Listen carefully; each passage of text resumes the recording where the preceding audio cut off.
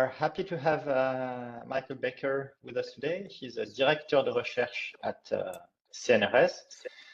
He's initially trained in language sciences, and since then has been studying especially argumentation, but also been active in this field of learning and learning sciences as well.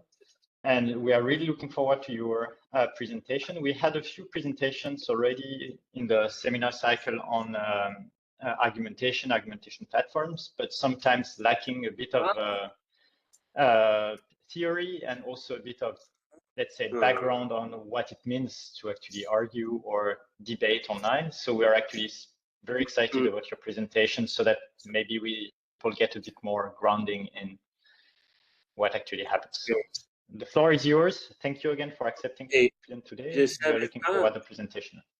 Merci pour l'invitation. Comme j'ai dit à Aurélien et à Julien avant, je pourrais faire cet exposé un peu au pied levé. Je ne sais pas si c'est adapté à ce contexte. En tout cas, c'est une conférence que j'ai faite à Oslo il y a quelques semaines. J'ai aussi fait 2 autres sur qu'est-ce que c'est la collaboration et puis l'idée d'une science de la collaboration, collaboration science. Peut-être on peut en parler une autre fois. Je remarque là que tu as évoqué des debate platforms. Je ne savais pas qu'il y a déjà eu un exposé là-dessus dans ce contexte, mais c'est vrai que je vais les mentionner très rapidement en passant. Donc, I think I'll start in English now. Okay? Is that all right for everybody? Okay. Right. Argumentation in dialogue in epistemic situations. What are epistemic situations? The situations that are designed for, that is, say, socially inscribed, collective knowledge elaboration. I mean, you can elaborate knowledge if I go to the bus stop over there and just chat with somebody, but the situation isn't really designed for it. And that's important. So what kinds of situations are these? Collaborative learning, training, including technology mediation, collaborative design, any kind of innovative work, I would say, collaborative creativity, and online epistemic communities. And it turns out that I've worked on most of those situations. But the ones I mostly worked on are CSCL. I don't know if everybody's heard about that, but it's like CSCW, but the L at the end means learning. And I'm associated with this, with the International Journal of CSCL. I've also worked quite a lot on co-design situations, and there you see a special issue that we did with Françoise Detienne and Jean-Marie Burkhardt a few years ago on evaluating the quality of collaboration. That's maybe something that would interest some of us too. Now, within CSCL now, in fact, for 20 years or more now, there's emerged a particular research direction that some people call CABLE, collaborative argumentation-based learning. Others, like this review article, call it argumentation-based computer-supported collaborative learning. I think you get the idea. It basically comes from the interactions paradigm in collaborative learning research, where the idea is, can you identify the types of interaction that are most productive and constructive to learning? And there are many reasons for proposing that that would be argumentative interactions, mostly following the theory of socio-cognitive conflict. I don't know if that's something you're familiar with, but the idea is it's the conflict between the students, cognitive conflict, and its resolution that is productive and leads to cognitive progress. So that was the reason for focusing on argumentation. I've played a role in this tendency. Here are a few books if anybody's interested. One from the 1990s there called Arguing to Learn. The idea of that book was that a great deal of research has been done on learning to argue, especially in developmental psychology. But what about arguing to learn? You know, arguing to learn about maths or about anything else. So kind of switches it around, but of course the two are linked. There's also this book by colleagues from Neuchâtel in Swiss that is interesting. And more recently, with a colleague, we published a book which is a monograph written by two that synthesizes most research in that field.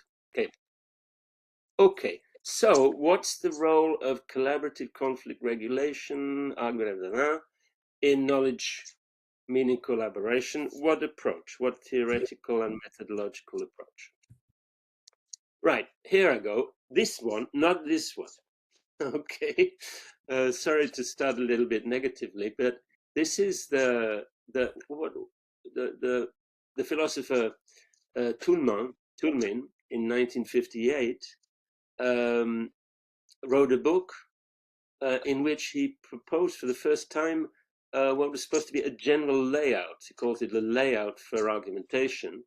And it's very interesting because basically what it says is that all of the premises of a deduction or of any kind of argument in that monological sense of the term are not of the same kind.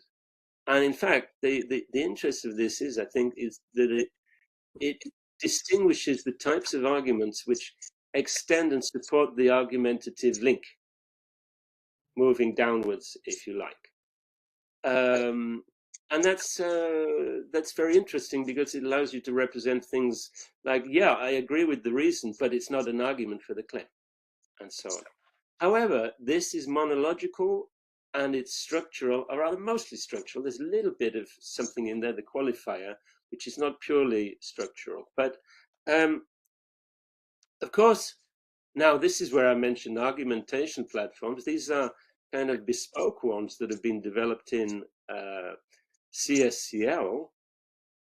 Basically, especially for computer scientists, this approach is very attractive, and I think you can understand why. It gives you an explicit graph. You can throw all your graph theory at it. But the problem is it's rather reductive. It doesn't really take account of the aspects of argumentation which are constructive, in fact, the ones that we're interested in. And in fact, you can see the one in the middle, mea culpa. That's one that I worked on in an EU project quite a few years ago. And, you know, you can spend a great deal of time saying what should be the types of boxes, what should be the types of arguments, what should be the types of links, and how can we make it such that the users, this is a transparent tool for the users, and they don't spend all the time on a kind of meta-argumentative discussion by saying, no, it shouldn't be that type of box, it should be a different one. So, argumentation theory, I won't even attempt to define that, because I'm sure you know there isn't a single definition of argumentation. I just say for now that the main distinctions are between monologic and dialogic theories, formal and natural, human, if you like, and between the structural and the discursive. I'd say this book on the right here is the best one that's available today if anybody's interested, because it doesn't just summarize research that's been published in the English language, but also some very interesting stuff that's published in French, Italian, and German, I think. But in fact, most approaches, and this is very pervasive to argumentation, have been developed for its prototypical situation: legal, political, and media debates. And this has, in fact, without people realizing it, I think, led to a certain orientation. For example, a preoccupation with fallacies, paralogisme.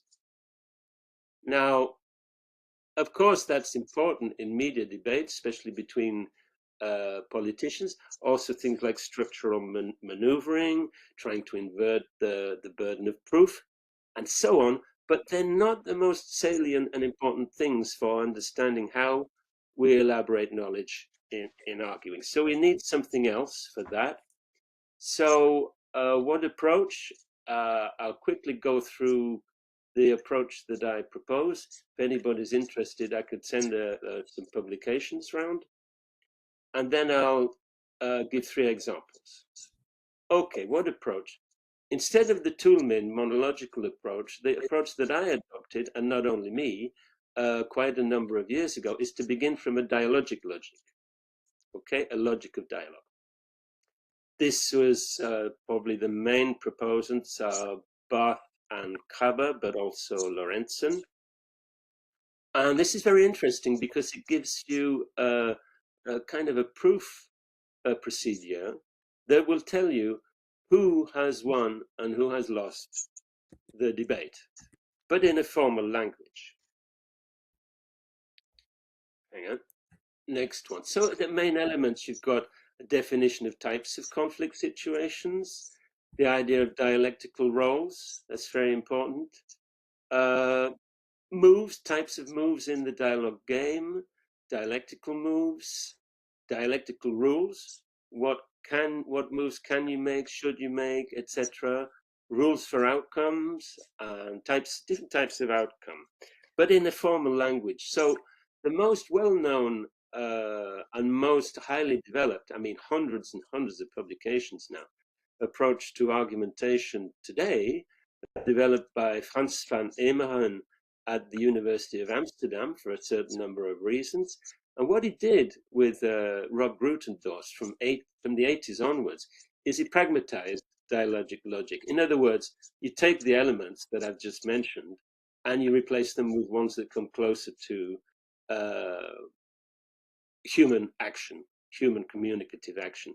So statements which are, formal propositional variables become constellations of speech acts, like real speech acts. And they developed also what are known as the 10 Commandments. These are rules for a rational discussion.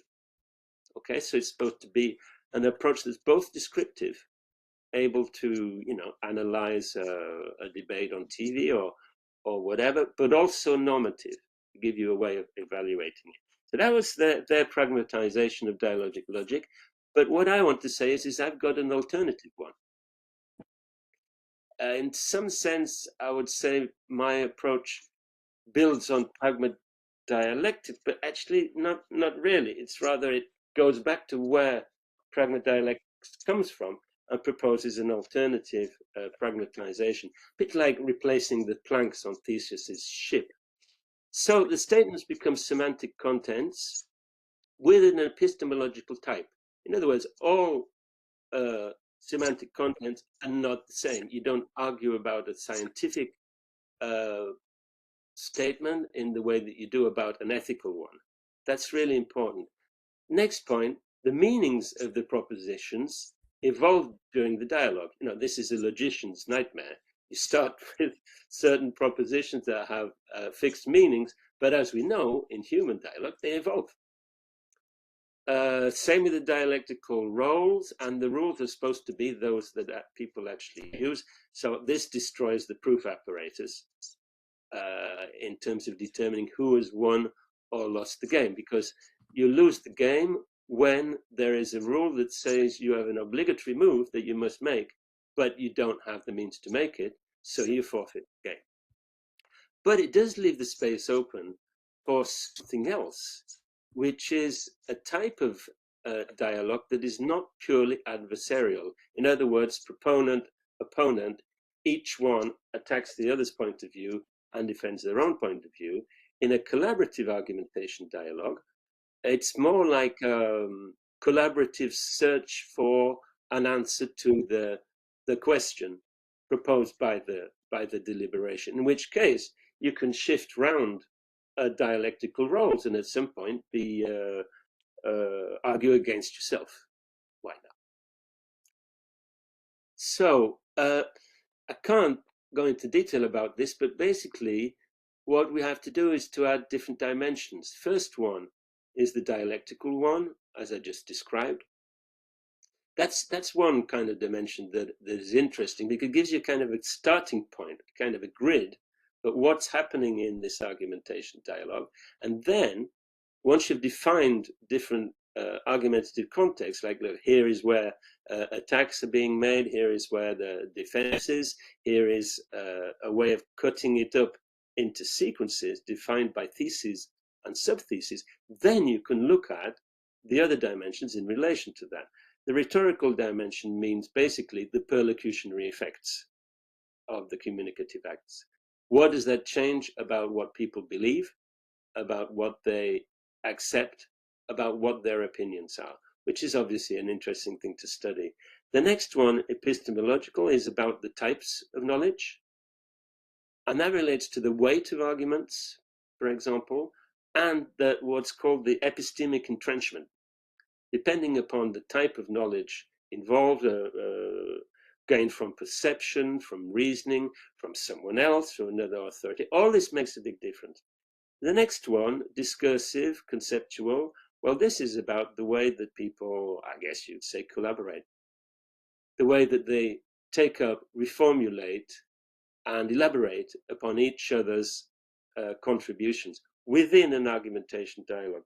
Dialogical dimension, that refers to the theory of Bakhtin, whereby in all kinds of speech, there's not just one voice that's being expressed there, but we put in play a multiplicity of voices. For example, I could try to voice the voice of reason, or the voice of Sam, or whatever. But basically, it means that in linguistic terms, it's not flat. There's reference outside the dialogue situation to other kinds of discourse. And the last one, I think is particularly interesting, is the interpersonal level and the affective level. Quick remarks about that.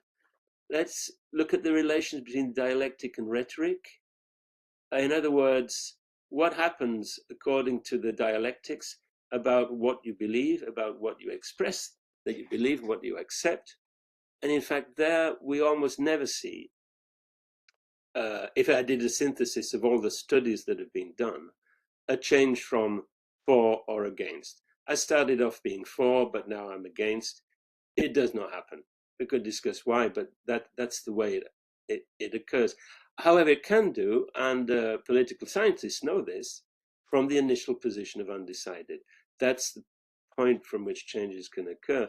And in fact, usually the changes are more subtle than a change of belief to non-belief, more like shaking up people's certainties, moving to a more concessive position, or actually even realizing what your own position is that you didn't know when you started. In the epistemological dimension, in fact, we see major differences between debates on scientific topics or else on socio-scientific, value-laden topics. These are not resolved and not constructive in the same way. Basically, in scientific topics, they function by elimination, by counter-argument. People become like little falsificationists. And in the socio-scientific cases, well, it's more, as I just said, with respect to the kinds of changes that can take place. And there, the strength of arguments allows us, according to the type of knowledge that's expressed, allows us to explain partly the kinds of changes that occur. Discursive conceptual, there's a whole literature on this, in fact, about how argument is about actually not so much trading arguments and counter arguments, but about deepening the question and refining the meaning of it. And other interesting cases working on a conceptual level are argumentation by dissociation. The dialogical dimension, we'll see about that in an example. This enables distancing from your utterance. You know, things like saying, some would say that. That means I'm not necessarily committed to that. And then the interpersonal affective level, we'll see an example in a second. There, what is interesting is that there's a trade-off between the interpersonal relation, emotional regulation, and the extent to which people can deepen a debate. In other words, if you have a particularly verbal disagreement in social interaction represents a threat to the relation between people. And the deeper you go into the cognitive conflict, the more that threat increases. But if you have already, shall we say, stable, positive interpersonal relation, then that enables you to go deeper into the question while still preserving your relation. So it's a trade-off between those levels. Right, I'll end with 3 quick sketches of case studies. How much time do I have left? About 10 minutes or something? 15. 15. Okay, 5 minutes per case study. I can send the papers if you want, if you're interested in anything in particular, but this is just to illustrate the types of situations that I've been working on with colleagues at Telecom for over the past few years, relatively recent. Right, the first one is the Lotopa project, London, Tokyo, Paris. Sam came along to London, worked on that one also, I believe, if I remember rightly. And basically, this project was about group creativity training. At the Royal College of Art in London, which is just next to Imperial College, they have a master's where they train people to be creative. And so we worked with the professors there to develop a new group creativity training approach based on argumentation, called by analogy with the Monty Python sketch. If you don't know this, I'd advise you to check it out, called Argument Clinic. Okay, what happens here is basically that the students have a group project, and at some point they come in for an argument clinic session, might last up to 2 hours, I think. Then a group of 4, and their project is still under definition. So we assign for and against, pro and contra roles to each, and then periodically, twice in fact, the roles have to exchange. So you start off by critiquing your own joint project in front of the others, and then you end up defending it.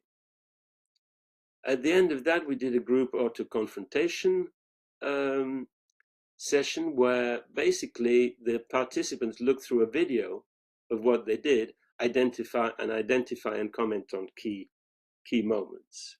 This is an example. It was a project about touch communication.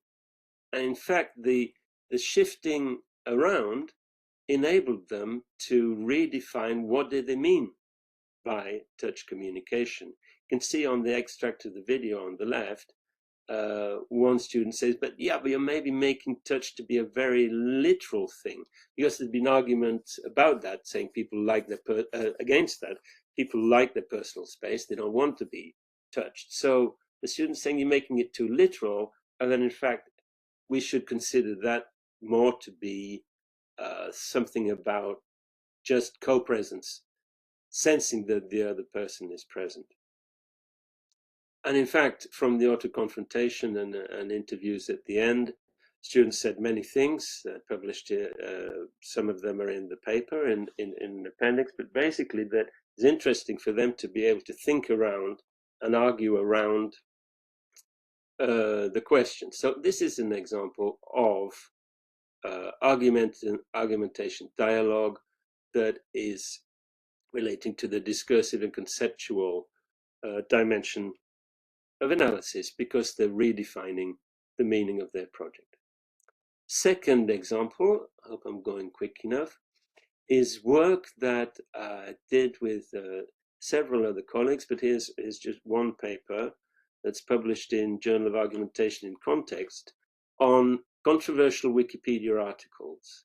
And actually, this came out of, it was a further development of work that we did in the project that Nicolas Julien directed. What was it called, Nicolas? An ANA project? Yes, CCCP prosody. That's it. Yeah, thanks.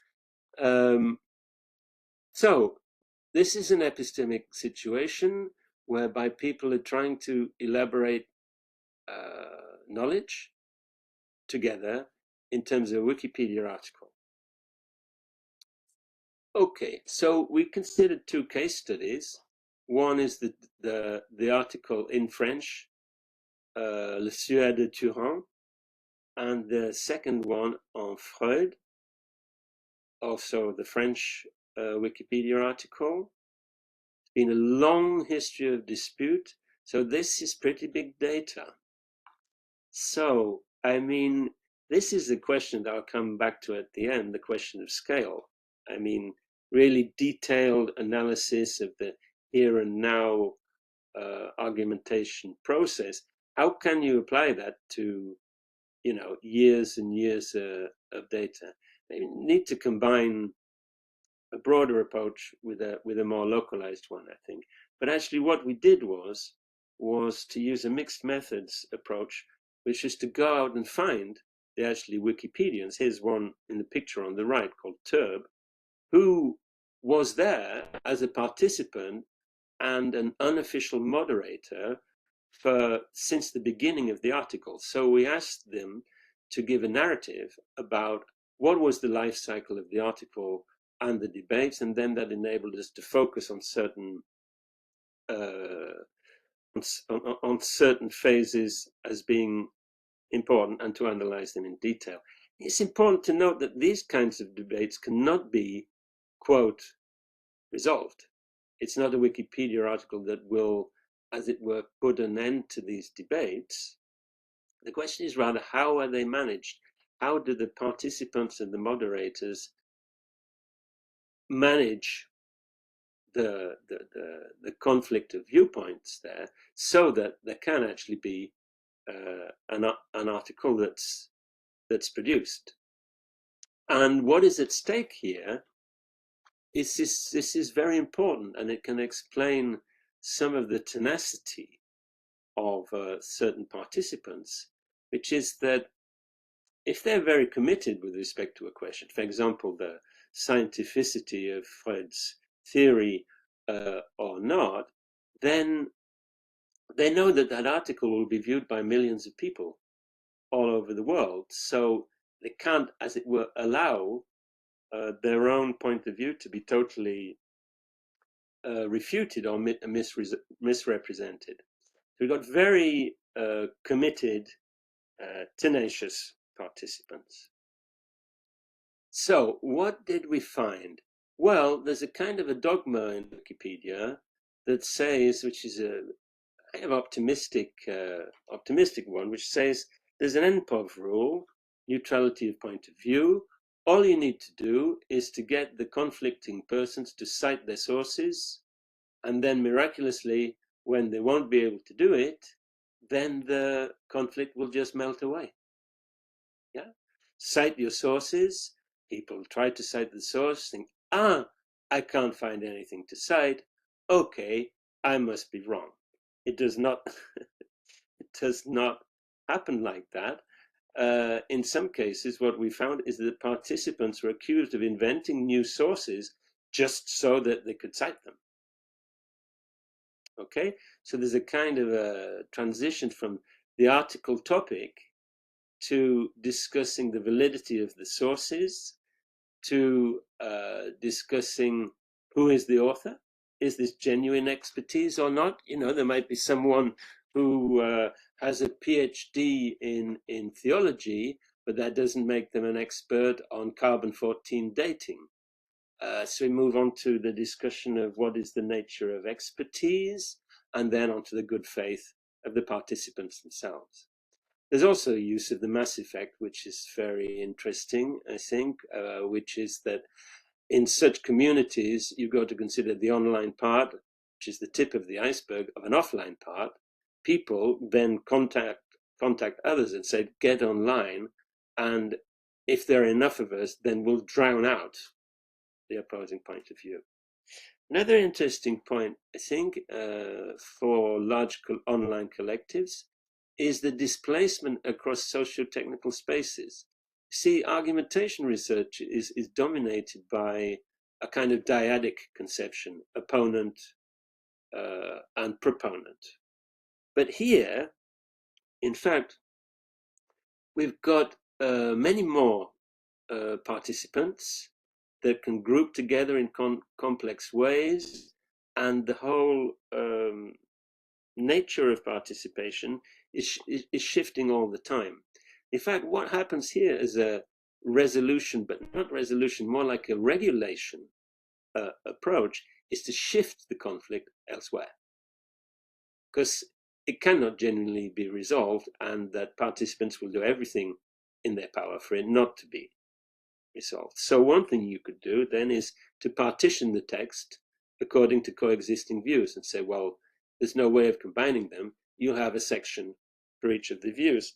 Another thing to do is to move the conflict to another space, to say, well, look, you're talking about Freud and as the conflicting pair here about the scientificity of his project. You should move that debate to another space. And in fact, this is also interesting, this research from the point of view of dialogisme. It's because participants pretty rarely argue with each other directly. They rather invoke the voices, the views of other people. For example, a Freudian expert or an author of an anti-Freudian book. In which case, in a sense, they argue through the viewpoint of these people that they cite. Last little case study is just to mention that with colleagues have also done a fair amount of work on the role of emotion, affect, in the resolution of argumentation dialogue. And in fact, as I already mentioned, one of the things that we tried to do is to have two dimensions of analysis. One dimension is the degree of deepening the debate. How far down in the argument chain do you go? And to see what is the correlation or the relationship between that and the expression of interpersonal tensions in the interaction. So I don't have time to say more about emotions research, but I just said this is a very specific vision or approach that is not about putting brain caps on people or measuring their pulse rate or even having interviews with them. It's more about looking at the expression of emotion, or rather affect, and how it evolves during social interactions. So the approach would involve looking for indicators of what's been called emotionality of the interaction. For example, well, here are some examples here: pauses, intensity, noises, markers of disagreement, markers of the person. For example, that we actually did do some work that showed that you can identify in online communities which are automatically you can have a good hit rate in identifying in which threads is there an interpersonal disagreement according to their length. It's usually the longest ones, and also the alternation of markers of the person, you, me, I, etc. And with colleagues in Finland, we've done some analyses of this type on what's called the socio-emotional climate and how this is maintained by presenting claims tentatively, showing consideration for others' divergent claims, by other types of phenomena such as relaxing tensions by humor. So the question there is, does the general socio-emotional climate, does it favor task execution? Or are people afraid, as it were, to get into the details of the task because they think that it would be threatening interpersonally? Okay, closing words. And am I in time here? Probably, yeah. Okay, so in every situation that I've worked on with colleagues, we don't necessarily analyze all of those dimensions. As you've maybe been able to see from the three examples that I gave, then certain dimensions are more or less salient according to the situation. I think that and there are various people working on this now. The question is one of scaling up. Obviously, you can't do this kind of microanalysis in very large collectives. So how do we combine micro, meso, and macro analyses over different spaces on the web, online and offline, different social and technological spaces, and over different timescales in larger collectives? Okay, so I'll stop there. Thanks. Thank you so much for the presentation. It was an excellent overview, and at least personally, I'm super happy to have listened to it. So thank you again. We'll take questions, so feel free to raise your hand. If you have any, you can also type them in French or English in the chat or